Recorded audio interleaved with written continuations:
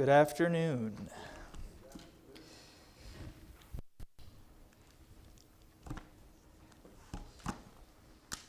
Well, you sort of have two choices if you want to turn in your Bible, because we're dealing with Hezekiah, and Hezekiah is covered in both 2 Kings and 2 Chronicles. And they're not identical accounts. The account in 2 Kings covers some things that the account in 2 Chronicles does not, and vice versa. So we'll try to do justice to both and not leave much out as we look at Hezekiah. Hezekiah was the 13th king of Judah and one of the greatest kings that they had. In fact, similar to what it says about Josiah, which we'll see when we get to Josiah, there was no king like him before or after, it says, at least in the way that it means. What we know, I guess his legacy, you might say, was he became ill, terminally ill, and prayed to God very deeply and sincerely. God sent Isaiah to him to tell him he's going to die.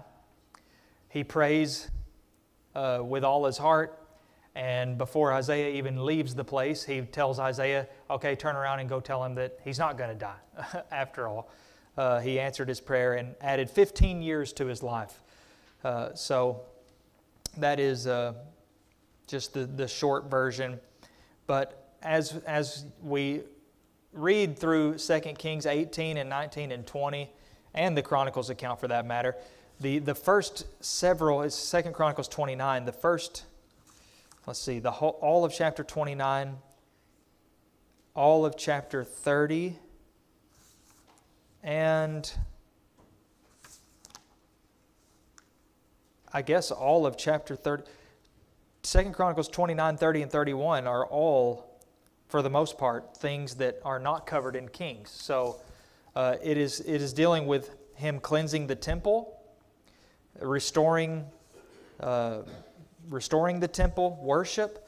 He gets the Passover back to where it was supposed to be. They hadn't been celebrating the Passover correctly.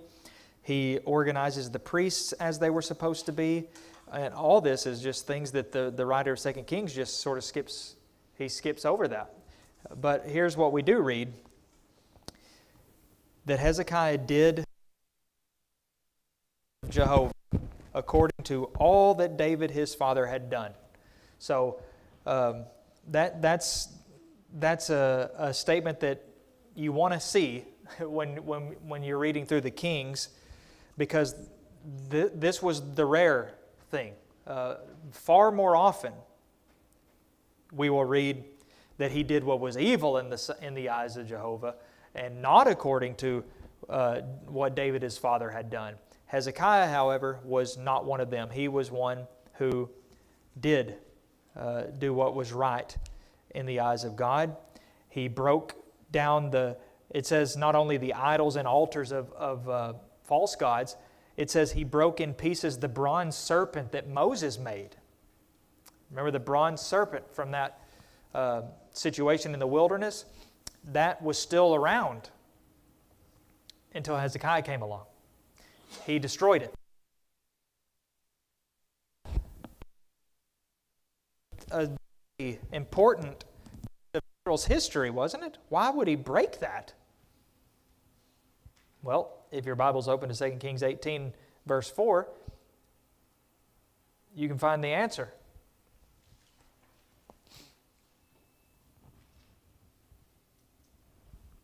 First one that finds it gets a pat on the back. 2 pats. Okay, I already found it, so I'll get the pats. It says, because until those days, up to that time, the people of Israel had made offerings to it. That's crazy, isn't it? We've talked, I guess, sometimes and make the point that there are certain things that we could see the potential for it becoming an idol sort of.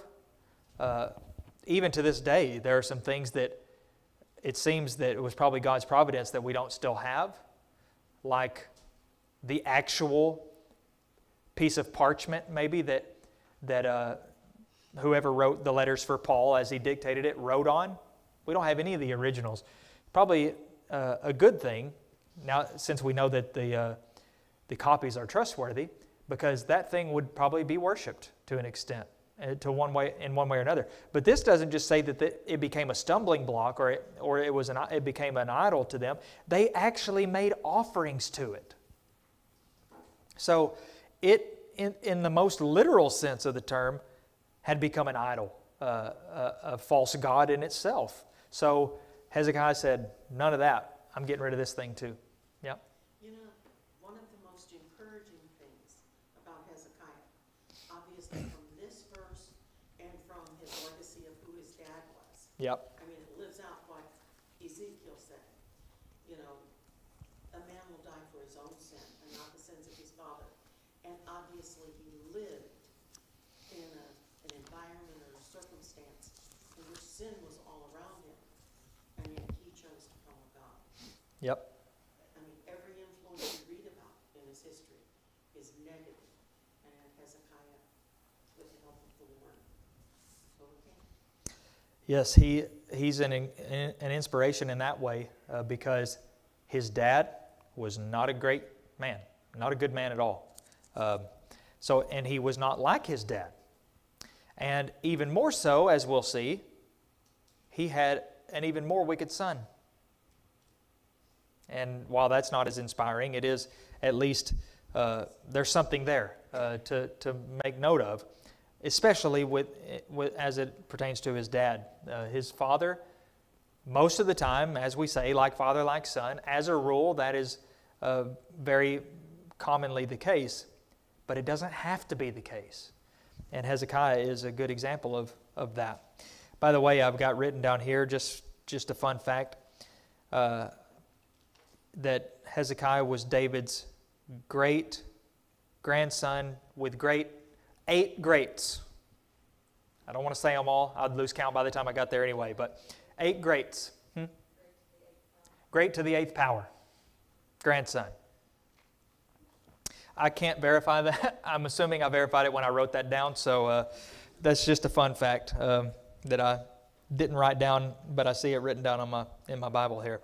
So, broke the bronze serpent, and then there's all the things that I just mentioned from the Chronicles account. He did so much more than that. That is just like such a compacted version.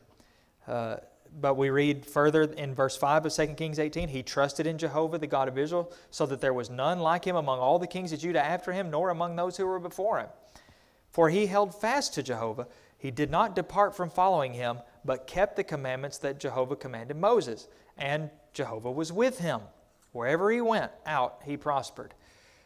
That is sort of, sets up his whole reign. He was not perfect, but he was a man who was sincerely dedicated to doing things right the way that God wanted them to be done. And he is a lot like Josiah in that way. Because Josiah, when he began to reign, he found a lot of problems too. And he started cleaning house just like Hezekiah did. So, like I said, 2 Chronicles 29 through 32 is the Hezekiah period. The first 3 chapters of that section are totally unique and not mentioned in 2 Kings, and it's a detailed account of all the things that he did to bring back the temple the way it was supposed to be, bringing it back the way that God intended it to be. But one thing that we see repeated in Hezekiah's life is how much he prayed. He was a man of prayer. He prayed about the dangers around him.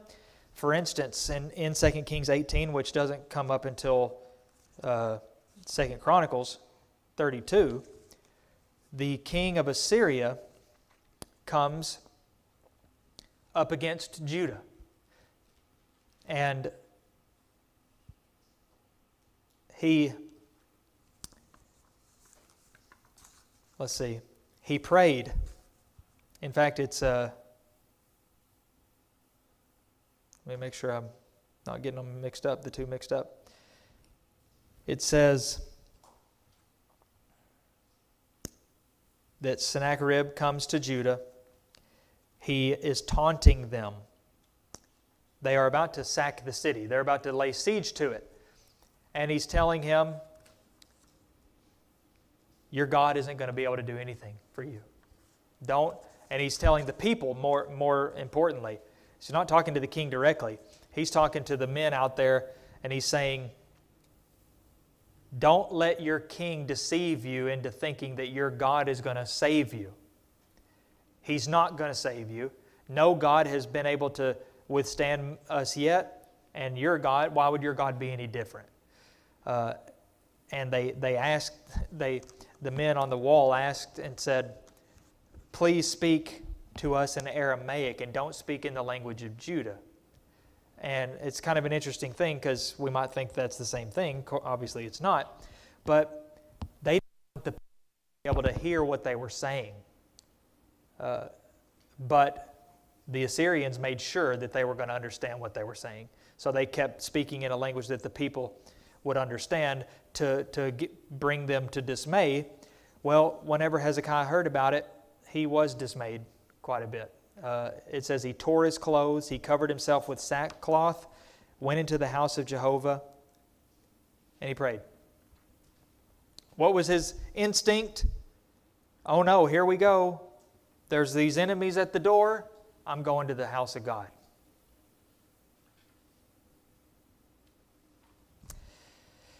And then the message was given. Thus says Hezekiah. Among other things, he says, lift up your prayer for the remnant that is left. So he encouraged the people to do as he did. Pray. Take these struggles to God. He's the best person that you can put your trust in and put your hope in because He delivers. And even though they kept defying God and kept threatening the people, sent a letter that was saying more of the same. Guess what he did? It says in chapter 19, verse 14, 2 Kings 19:14, Hezekiah received the letter, and he went up to the house of Jehovah and spread it before Jehovah.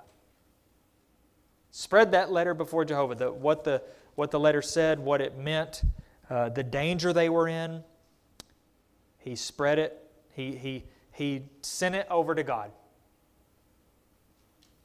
There are no better hands than to give it to God. And guess what ended up happening? By the way, Isaiah, this was during Isaiah's ministry. So Isaiah was close to Hezekiah. He dealt with Hezekiah often. And in fact, Isaiah 37, if you want another little fun fact for you to write out next to, let me make sure I've got it right here. 2 Kings 19 is pretty much Isaiah 37. So they are very, very, very similar. It's an account. They're both an account of what Isaiah said to Hezekiah in this situation. So I don't have the verses exactly written down, but it's in the account of Isaiah, what God told Isaiah to tell Hezekiah in response to all this. So what Isaiah does is he prophesies the fall of that Assyrian leader, all because of Hezekiah's faithfulness and his prayer, and that he did what was right in the eyes of God.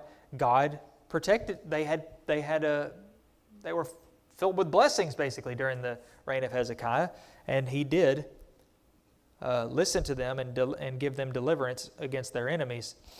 Unlike their northern siblings, the kingdom of Israel, who would not receive that blessing and that deliverance because they were not faithful to God.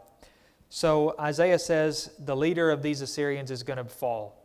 by the way that he came, he's going to return, and he will not come into this city, God said, and he didn't.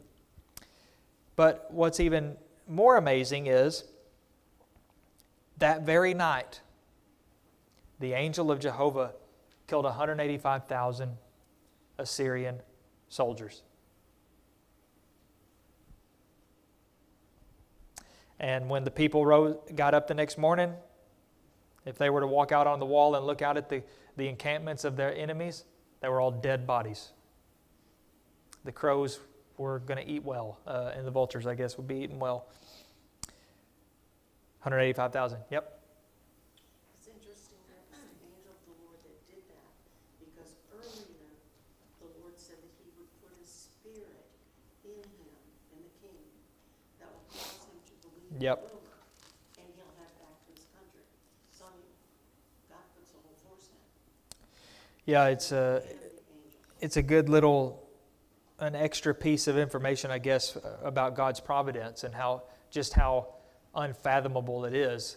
I'm going to make him hear something that is going to lead him, force him to do something he doesn't want to do, which is, I got to turn around and go home.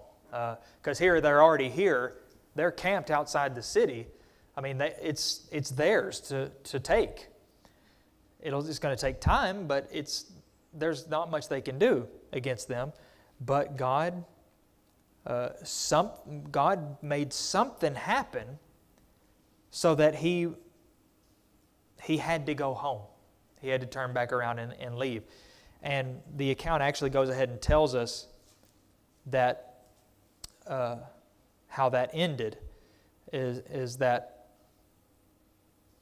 in verses 36 and 37 in 2 Kings 19, it's understood, or actually I guess it's just verse 37, happened about 20 years later. But he goes ahead and tells us how it ended, exactly as God said.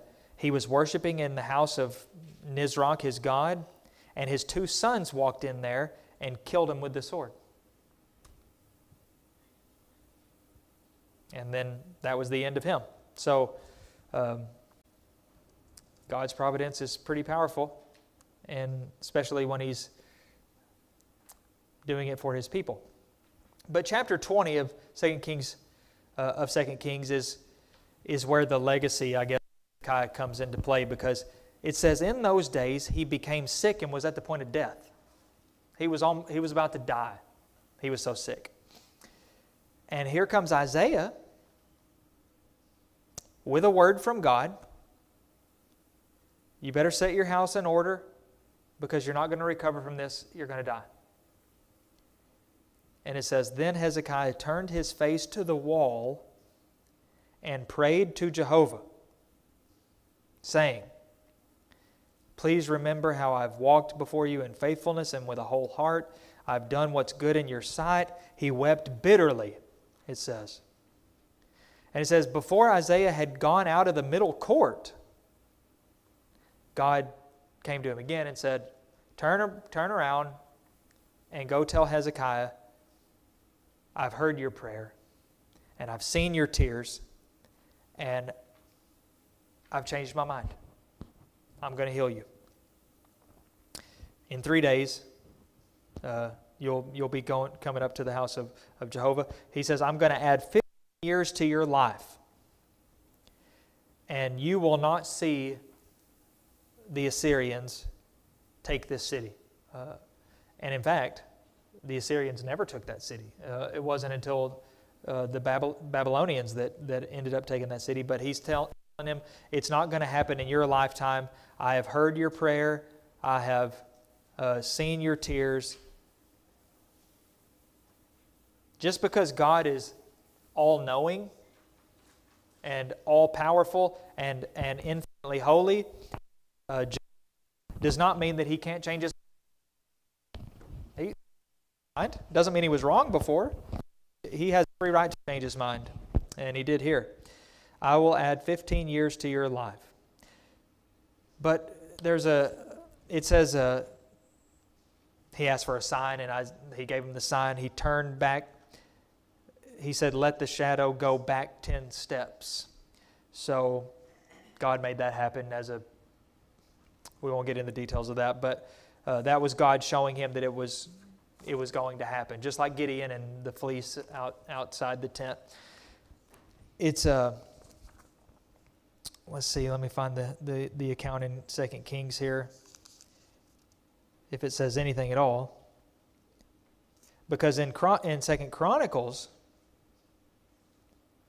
it says something very, very interesting and very strange. It says, if I can find it,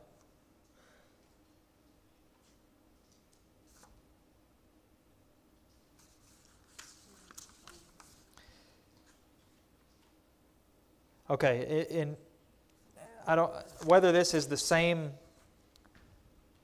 it seems to be represented as the same situation, because 2 Chronicles 32:24 says, in those days Hezekiah became sick and was at the point of death, and he prayed to Jehovah, and he answered him and gave him a sign.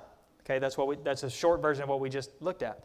Verse 25 says, but Hezekiah did not make return according to the benefit done to him, for his heart was proud. Therefore wrath came upon him and Judah and Jerusalem. So we don't get that part. At least it doesn't seem to me, unless the accounts are mixed up. But it does say that he did humble himself for the pride of his heart, and the wrath of God went away. So it seems to me that's just a little detail that is left out in the king's account. But we see this pattern in his life of even when his pride is getting in the way, as soon as he's aware of that, he humbles himself, he repents of that. However, one of the biggest mistakes Hezekiah made is what's mentioned next. And it's hard to, it's on the surface, it's kind of hard to understand exactly what's going on, but we'll make sense of it. It says in 2 Kings 20, verse 12, as well as 2 Chronicles 32, verse, right after those verses, I guess verse 27, it says, at that time, the king of Babylon sent envoys with letters to Hezekiah, and Hezekiah, it says, welcomed them, and he showed them everything in his treasure house. He showed them all the silver and gold. He showed them the spices, showed them the precious oil, the armory, all that was found in his storehouses. There was nothing in his house or in all his realm that Hezekiah did not show them. Okay, what's the big deal? Is he just bragging, or what's going on? Seems that he's doing a little bit more than bragging. It's almost seems to be that he is placing faith in them, maybe to help them against Assyria. Because remember, Assyria is still the big bad guys. The Babylonians are also under Assyrian power, so they could maybe benefit from a friendship together. Babylonia would eventually take over Assyria. They did pull it off. But under the surface here, it seems to be Hezekiah is trying to sort of create some kind of marriage with these pagan people against Assyria, rather than placing his full trust and faith in God as he had before. And Isaiah asks him, what are they doing here? What did they say? And he said, they came from a far country, and, I showed them everything. I showed them everything. And Isaiah said, behold, the days are coming when all that is in your house and that which your fathers have stored up till this day shall be carried to Babylon. Nothing shall be left. And yet, it's not going to happen in your day, but it's going to happen in the days of your sons. Well, that was not Hezekiah's best moment, but he was human. He made a mistake, obviously. That's why Isaiah declared as a result, whether we understand exactly what was going on or not, God took it as a mistake. something that he should not have done. Pride. It's more of his pride. So, overall, though, Hezekiah was one of the great kings. There is one other interesting thing, though, to consider, just food for thought. As we saw, God had already said, this illness is going to take your life. Okay? Now, at this time, Hezekiah did not have an heir, it seems. So he would have died childless or heirless. But he prayed to God,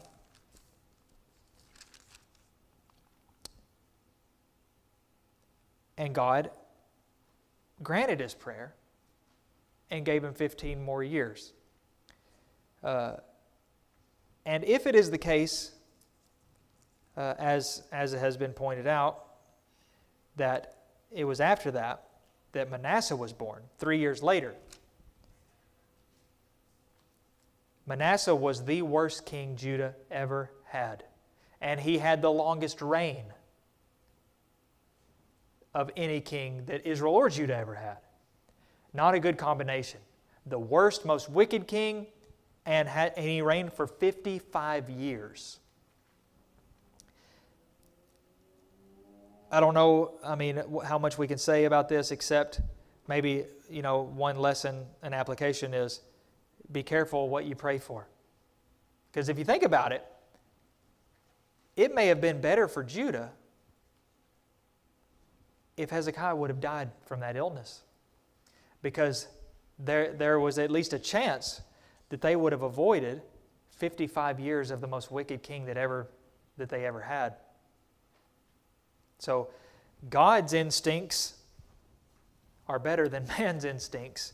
And just something to think about, that if he hadn't prayed for his own life to be spared, there were negative consequences, in other words, what I'm saying. Yep. But there also seems to be a flaw in his character, in that most of us today, even if I don't have children, I pray for the children coming ahead. I want peace and prosperity for them, that they can worship God in the same freedoms we have.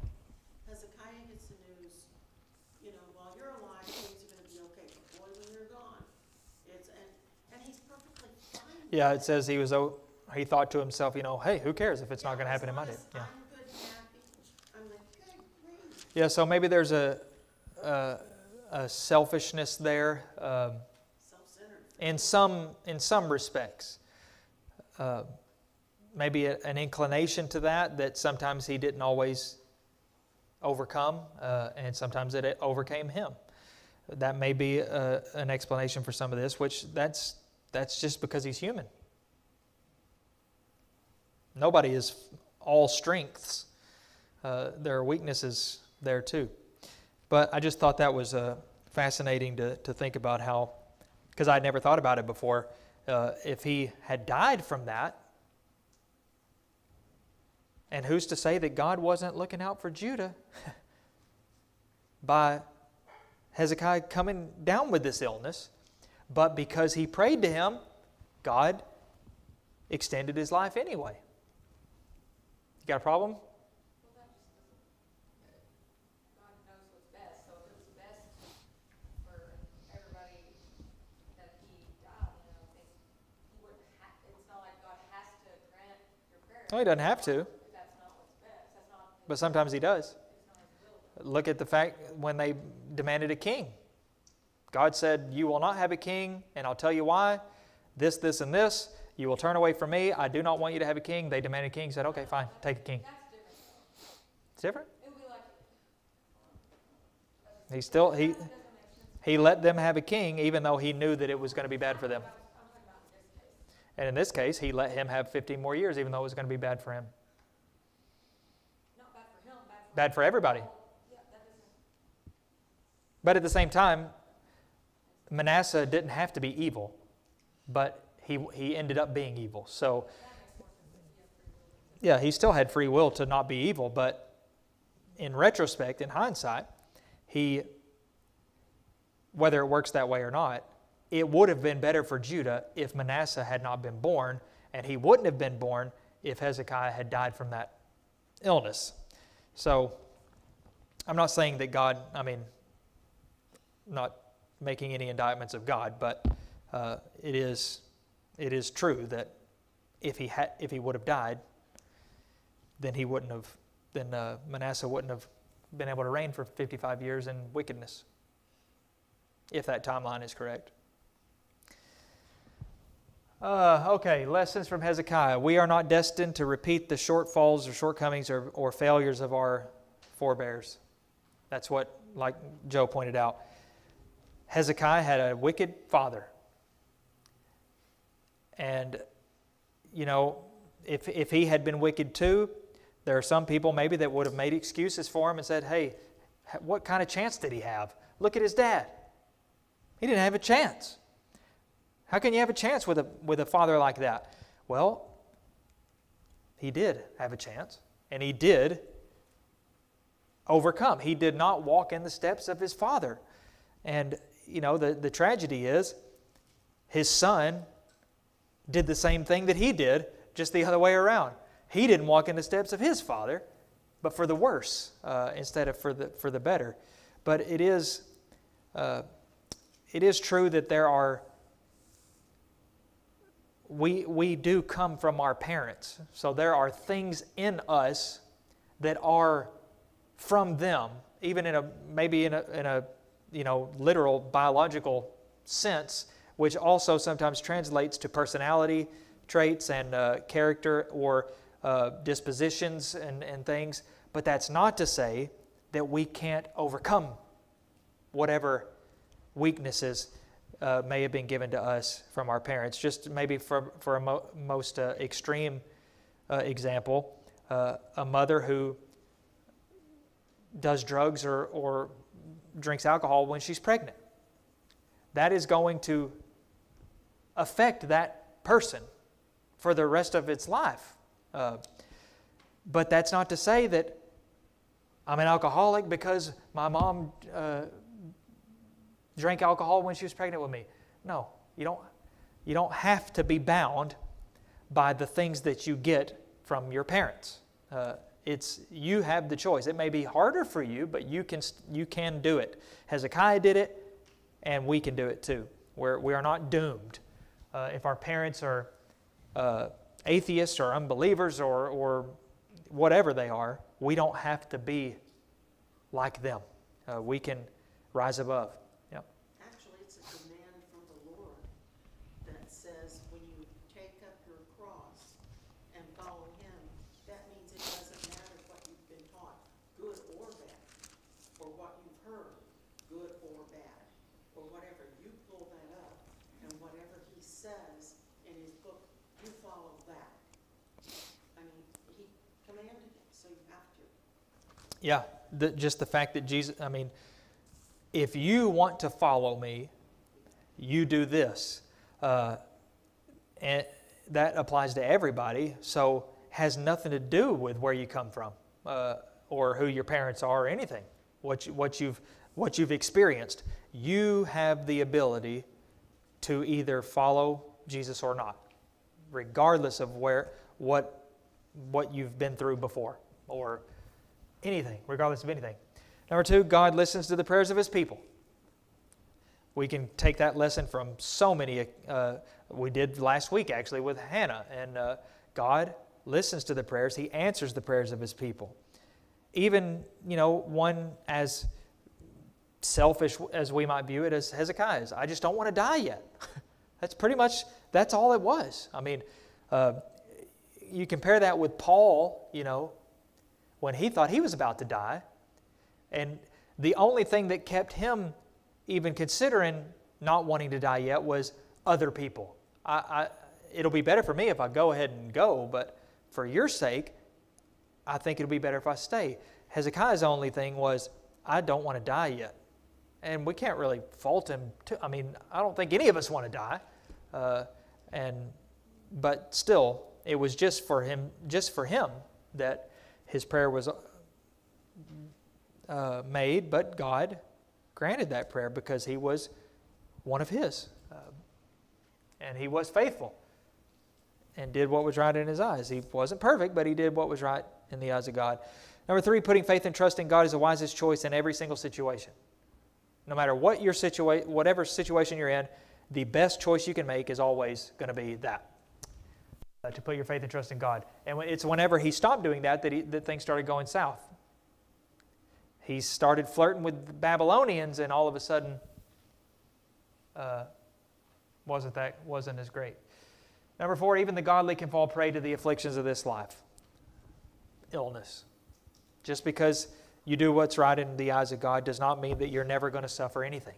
It's not true. Paul talked about that. And number 5, pride can lead people to do stupid things.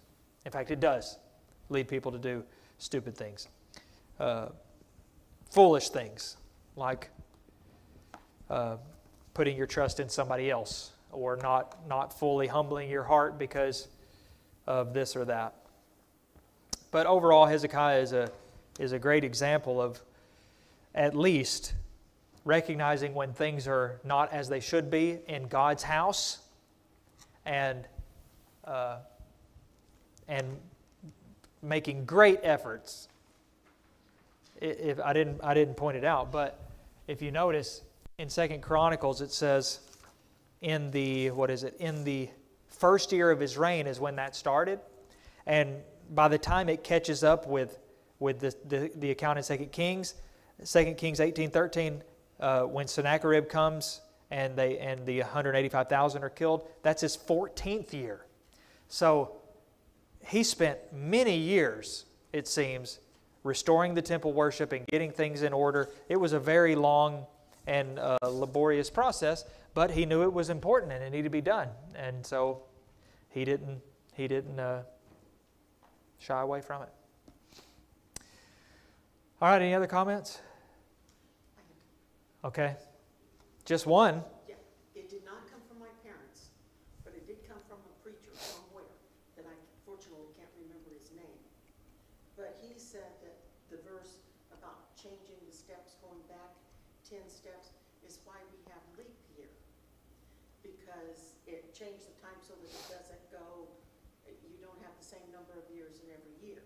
Mm. And I'm sitting there going, but then you have to sit and wonder, it's like, well, what about the Chinese year? And the Hebrew year, and all those other years. So that's why I've always learned to check on preachers. Well, good. I'm glad you do that. Yeah, I don't think it has anything to do with leap year. I still don't even really know what leap year is, so I can't say what it comes from. It doesn't make sense to me, but It has to do with the, Roman just explained to me, that has to do with that our, it doesn't have to do with the step. around the sun, the trip around the sun, yeah, it's actually a little off a little bit, it's 365 days, and Well, then they should have just made the days longer. 4 years they balance that out. So every 4 years, It's like I can't do the math, but 365, so they balance it out. yeah, I could not be less interested in that. So It's not a plan of salvation school. that's Joe's fault again. Joe brought that up. I skipped over it. I just mentioned it, but she had to bring it back up.